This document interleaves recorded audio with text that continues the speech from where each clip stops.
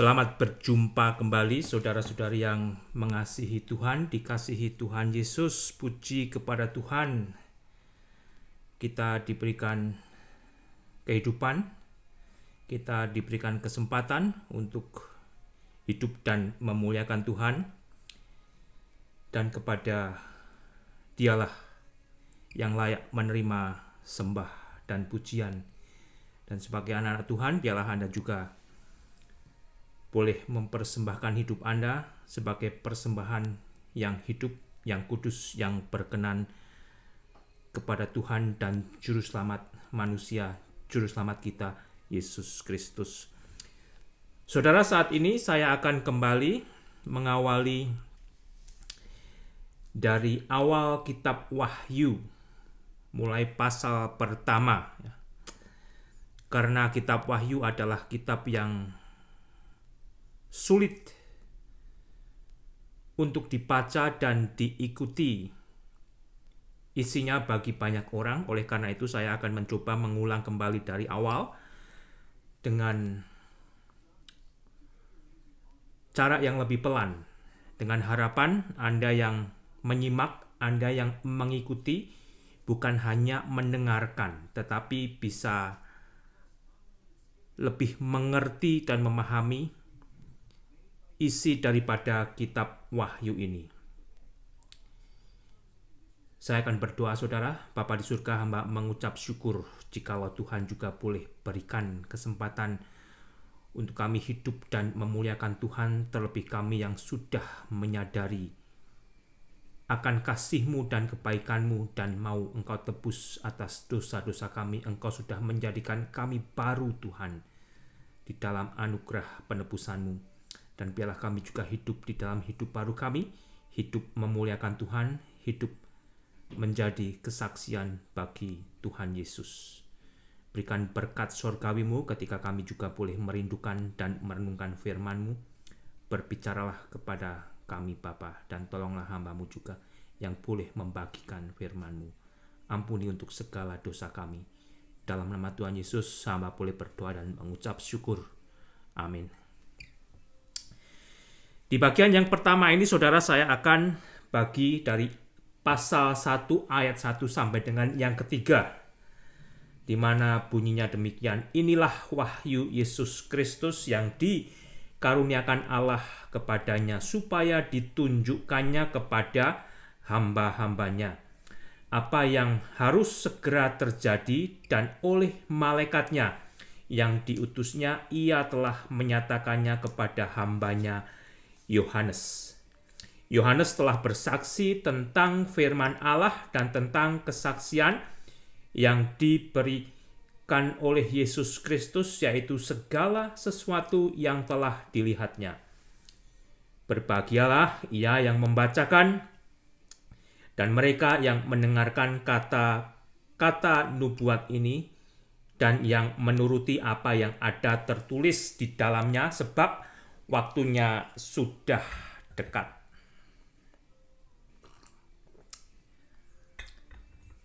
Ada baiknya, saudara, kalau Anda menyimak, Anda juga ada Alkitab yang Anda buka.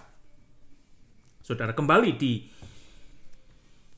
ayat pertama tadi kita sudah baca, di mana di awal daripada isi kitab Wahyu itu berbunyi, inilah wahyu Yesus Kristus. Inilah nubuatan tentang Yesus Kristus yang dikaruniakan Allah kepada Yesus, supaya ditunjukkan Yesus kepada hamba-hambanya apa yang harus segera terjadi.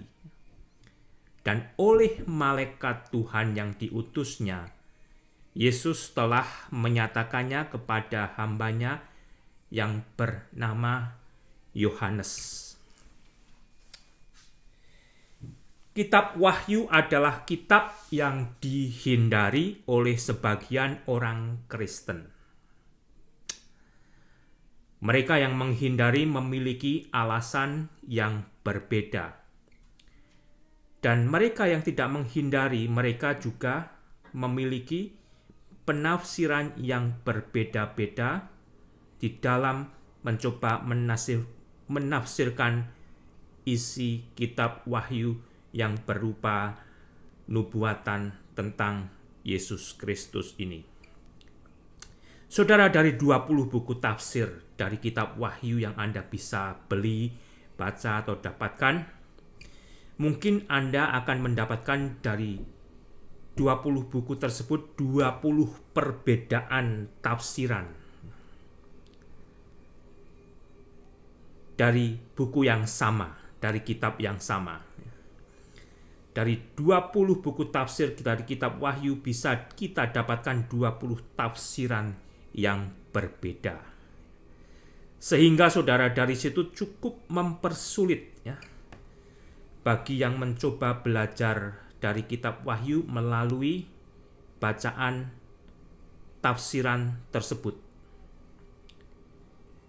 Buku tafsiran yang mana yang benar untuk diikuti sebagai panduan untuk belajar dan mengerti isi kitab Wahyu. Karena ketika Anda membeli atau meminjam dari siapa tentang buku penafsiran kitab Wahyu, tidak ada konsistensi yang bisa Anda pegang untuk menjadi pegangan belajar Anda. Isi dari buku tafsiran satu dengan yang lain begitu berbeda. Melalui apa yang saat ini saudara saya sebut sebagai eksposisi kitab Wahyu, saya akan membahas isinya sebanyak yang saya bisa ketahui. Hanya sebanyak yang bisa saya ketahui. Anda akan menemukan orang lain yang lebih banyak tahu daripada saya. Dan bagi Anda yang menyimak, saya meminta Anda menyimaknya juga dengan Alkitab. Sehingga akan lebih berarti kalau Anda memang memiliki keinginan, kerinduan untuk belajar dari kitab Wahyu ini. Dan Anda juga meneliti apa yang saya katakan tentang isinya, ya. Jangan asal percaya saja. Tetapi juga Anda pelajari tentang apa yang saya katakan untuk dicari kebenarannya. Dan yang menjadi acuan saya, saudara, adalah Alkitab. Alkitab. Jadi bukan menurut guru ini, bukan menurut pendeta ini. Ya mungkin saya juga sudah banyak membaca dari tulisan atau mendengarkan khotbah kitab Wahyu dari orang lain, saudara. Tetapi yang saya rangkumkan arahnya dari Alkitab. Dan mungkin kalau selama ini Anda telah mendengar tentang khotbah renungan atau bacaan dari kitab Wahyu yang berbeda-beda, karena terkadang saudara, setiap kelompok ya, setiap denominasi mereka membuat panduannya yang cocok untuk menopang doktrin mereka.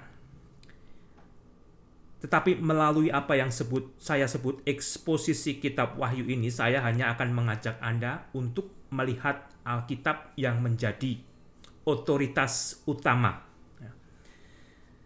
Jadi kalau Alkitab cocok dengan pendeta atau guru Anda, ya itu cocok, saudara. Tetapi kalau yang Anda terima dari orang lain tidak cocok dengan Alkitab, biarlah Anda lebih percaya kepada Alkitab daripada pengajaran manusia yang lain.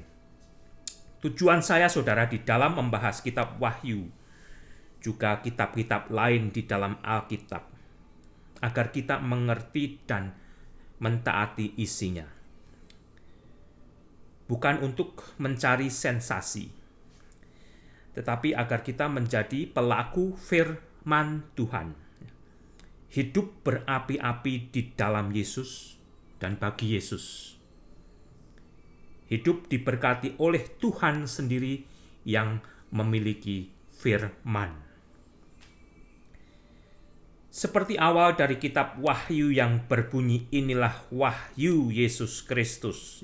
Di pasal pertama ayat 1, kitab Wahyu ini isinya, saudara, berintikan tentang Yesus Kristus. Nubuatan yang sedang dan terus akan digenapi oleh Yesus Kristus. Jadi dari awal sampai akhir kitab Wahyu ini, isi utamanya adalah tentang Yesus Kristus. Jadi fokusnya, atensinya terhadap Yesus Kristus sendiri.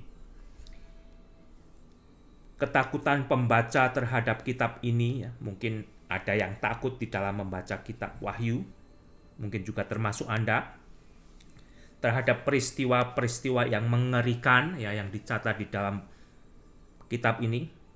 Tentang angka 666, mungkin Anda telah mendengar itu dan telah menonton filmnya juga, sehingga membuat Anda takut tentang adanya pelacur besar Babel, adanya yang disebut binatang atau antikristus.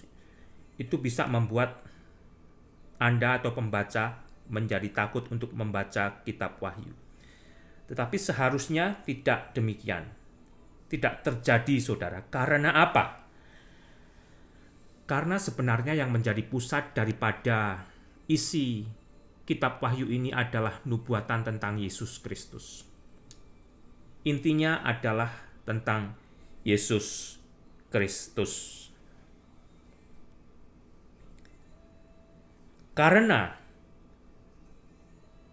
Yesus saat itu sedang memurkai bumi yang telah penuh, yang telah matang, bahkan istilahnya dunia ini telah gosong oleh dosa. Dan untuk menjebloskan iblis ke dalam hukuman kekal di akhir masa dari 1000 tahun pemerintahan Kristus yang Anda bisa baca di pasal yang ke-20. Kitab Wahyu, saudara, adalah kitab kemenangan. Kitab kemenangan yang diberikan Tuhan Yesus kepada gerejanya, kepada jemaatnya. Kalau Anda orang Kristen yang sudah benar-benar mengalami kelahiran baru, diampuni dosanya, dan hidup di dalam kehidupan baru di dalam Tuhan Yesus, di dalam Roh Kudus, kitab Wahyu ini bagi Anda. Bagi Anda. Sehingga pusat atensi pembaca ketika membaca kitab Wahyu ini, pusat atensi saya, pusat atensi Anda terarah kepada Yesus. Yesus yang adalah Raja di atas segala raja dan Tuhan di atas segala Tuhan, yang akan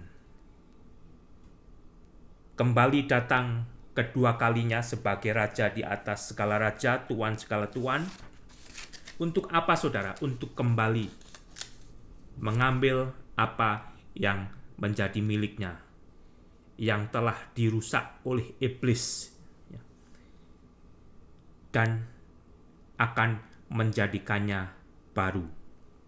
Jadi kembali, kitab Wahyu ini meskipun berisi peristiwa-peristiwa yang bisa membuat manusia takut dan bertanya-tanya, kok Tuhan itu sadis? Sebenarnya kitab ini berisi tentang kitab kemenangan yang diberikan Tuhan kepada manusia dengan menghukum manusia yang berdosa. Kitab Wahyu, saudara, dalam bahasa Inggrisnya disebut The Book of Revelation, singular. Revelation-nya bukan 2 atau 3, tetapi 1, singular. Dari kata apokalipsis yang berarti unveiling atau membuka cadar. Revealing tentang Yesus Kristus. Menyatakan tentang Yesus Kristus. Jadi, apokalipsis bukan apokaliptik yang membuat heboh, gempar, dan ketakutan. Tetapi di sini menyatakan tentang apa yang sedang dan terus akan digenapi oleh Yesus Kristus. Oleh karena itu juga disebut the revelation of Jesus Christ. Jadi, kembali kitab Wahyu ini adalah kitab tentang revelasi yang berisi tentang Yesus Kristus. Menyatakan apa yang dulunya masih tertutup tentang Yesus, belum diketahui agar menjadi terbuka, diketahui dan dimengerti khususnya bagi jemaat Tuhan, orang-orang Kristen, sehingga manusia boleh percaya kepada Yesus dan menerima kehidupan kekal di dalam Yesus, saudara. Tentang apa yang sebenarnya saat ini sedang berjalan dan menjadi bagian daripada sejarah dunia yang terus sedang digenapi dan akan digenapi oleh Yesus. Jadi kalau Anda yang menyimak saya saat ini bukan orang Kristen, Anda sebenarnya juga diberi kesempatan untuk, saudara, belajar tentang isinya. Anda akan ditunjukkan tentang bagaimana sebetulnya apa yang telah terjadi di bumi ini dan siapa sebenarnya yang memiliki bumi ini. Siapa sebenarnya yang telah menciptakan bumi ini yang belum pernah Anda dengar dari orang lain.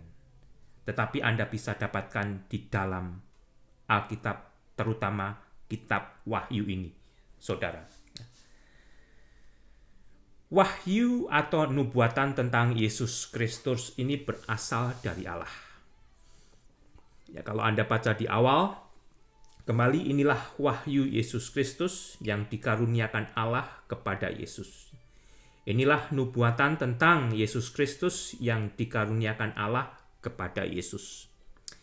Jadi wahyu atau nubuatan tentang Yesus Kristus ini berasal dari Allah.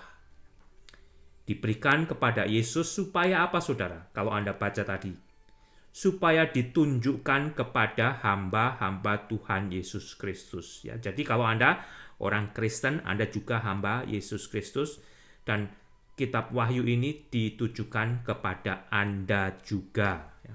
Tetapi sayangnya, ada hamba-hamba Yesus Kristus justru yang menghindari kitab Wahyu ini. Ditunjukkan kepada hamba-hambanya tentang apa yang harus segera terjadi.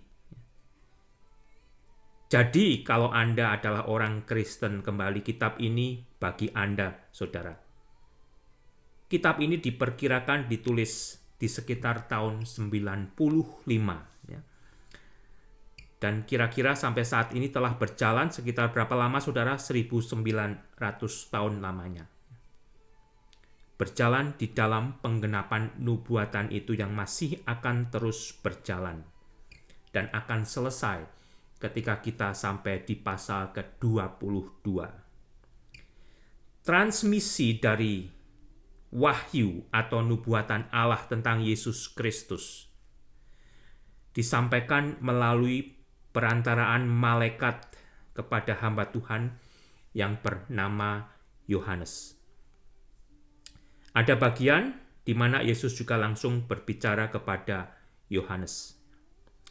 Yohanes ini adalah satu dari ke-12 murid Tuhan ya, yang juga telah menulis Injil Yohanes dan surat 1, 2, dan 3 Yohanes.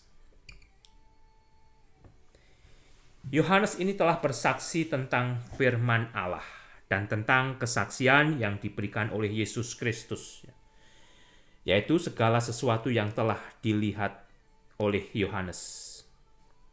Yohanes tahu, saudara, jika apa yang dia saksikan melalui tulisannya ini yang menjadi perintah dari Allah yang disampaikan kepada Yohanes melalui malaikatnya adalah firman Allah. Yohanes adalah saksi mata dari kehidupan Yesus. Saksi mata dari pelayanan, dari penderitaan, dari kematian, dari kebangkitan, dan terangkatnya Yesus ke sorga. Yohanes ini juga telah diperlihatkan terhadap Nabi Musa dan Nabi Elia oleh Yesus sendiri. Anda bisa baca dari Matius pasal 17. Jadi Yohanes yang menulis kitab Wahyu ini, dia juga telah menulis Injil Yohanes, apa juga yang disebut surat 1, 2, dan 3 Yohanes. Dan Yohanes ini telah juga diperlihatkan oleh Tuhan terhadap Nabi Musa dan Nabi Elia.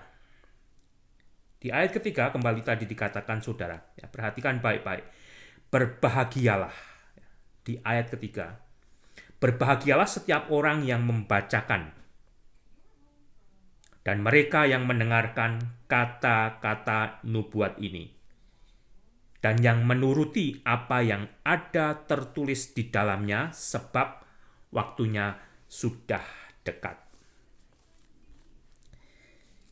Kata berbahagialah di sini saudara berasal dari kata makarios yang memiliki pengertian berkat yang dalam, deep blessing. Cukup banyak orang Kristen yang menolak deep blessing atau berkat yang dalam dari Tuhan sendiri yang telah memberikan firman-Nya. Karena apa? Karena mereka menghindari, karena mereka menolak untuk membaca, untuk mendengarkan, untuk mentaati isi daripada kitab Wahyu ini. Mereka tidak mau mentaati firman Tuhan yang terdapat di ayat 3 ini, yaitu dengan membacanya, dengan mendengarkannya, dan dengan menuruti, mentaati, melakukan isinya sesuai yang sudah difirmankan di dalam kitab Wahyu ini, saudara. Jadi kalau Anda selama ini sebetulnya telah kehilangan atau membuang, menolak deep blessing, berkat yang dalam dari Tuhan, karena Anda belum mau membaca kitab Wahyu, belum mau mendengarkan isinya, dan belum mau mentaatinya, biarlah saat ini Anda sadar, karena kitab Wahyu ini diberikan kepada Anda dengan janji yang dari Tuhan sendiri, yang ditulis di pasal pertama ayat ketiga ini. Sebab waktunya sudah dekat, saudara. Waktunya sudah dekat, artinya kalau sudah dimulai, akan terus berjalan dan digenapi, dan akan segera selesai. Dan kembali kitab Wahyu ini sudah berjalan selama sekitar 1900 tahun. Dan tidak lama lagi akan terselesaikan. Sehingga kembali saudara, jadilah orang Kristen yang berbahagia karena mau mentaati isi firman Tuhan di dalam kitab Wahyu ini di pasal pertama ayat ketiga, yang mana kembali berbunyi berbahagialah ia. Kalau ia itu adalah Anda, oleh firman Tuhan Anda dikatakan adalah orang yang berbahagia karena diberkati oleh Tuhan, karena mau membaca, karena mau mendengarkan, mau membacakan, dan terlebih mau menuruti apa yang tertulis di dalamnya. Ada orang-orang Kristen, ya, perhatikan saudara, yang percaya jika isi kitab Wahyu semuanya telah terjadi di masa lalu. Sehingga ketika mereka membaca isi kitab Wahyu ini, yang memiliki pengertian tersebut, kurang memiliki arti bagi mereka.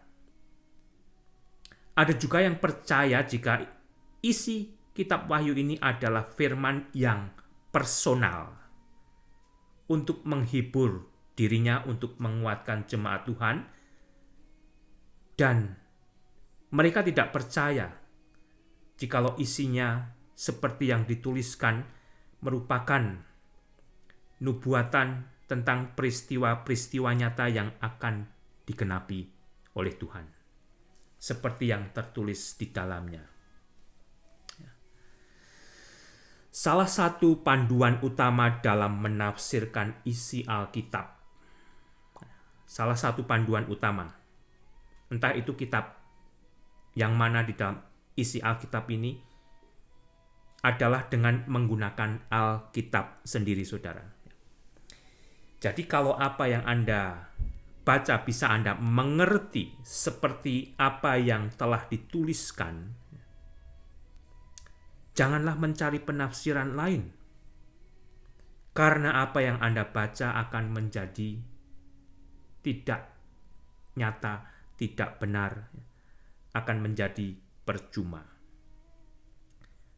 Anda akan diberikan sense ya, kalau yang Anda baca itu merupakan simbol, seperti Yesus berkata, "Akulah jalan." Ya, Yesus bukan jalan. Ya. "Akulah pintu, akulah roti." Ya, Yesus bukan roti. Ya. Tetapi dengan akal sehat Anda bisa mengerti artinya. Entah bagaimana pandangan Anda terhadap kitab Wahyu. Entah bagaimana Anda telah membaca, mendengarkan, dan mencerna kitab Wahyu ini, saya mengajak Anda untuk membaca dan belajar dari kitab Wahyu dengan lebih seksama. Simaklah kitab suci Anda di dalam mengikuti apa yang saya katakan. Anda tidak harus setuju dengan saya. Bahkan, Anda juga mungkin lebih tahu dari saya. Tetapi saya, demikian juga Anda, di dalam membaca dan belajar dari firman Tuhan, kita harus bersedia, terbuka, diajar, diluruskan, dikoreksi oleh Roh Tuhan sendiri, oleh Roh Kudus, oleh Roh Allah, yaitu guru yang juga yang memiliki firman bagi kita. Sehingga kembali, saudara, jadilah orang Kristen yang berbahagia, karena Anda mentaati isi kitab Wahyu pasal pertama ayat yang ketiga dengan mau membaca, dengan mau mendengarkan, dan dengan mau menuruti apa yang ada tertulis di dalamnya. Dan kalau Anda kembali, yang menyimak saat ini bukan orang Kristen, welcome. Dan biarlah Anda juga memiliki keterbukaan untuk mau mengerti isinya, dan dengan harapan di situ Allah akan berbicara kepada Anda secara pribadi. Tuhan memberkati. Saya akan berhenti sejenak yang menjadi bagian pertama. Nanti saya akan sambung bagian kedua mulai dengan ayat yang keempat sampai dengan yang ke-8.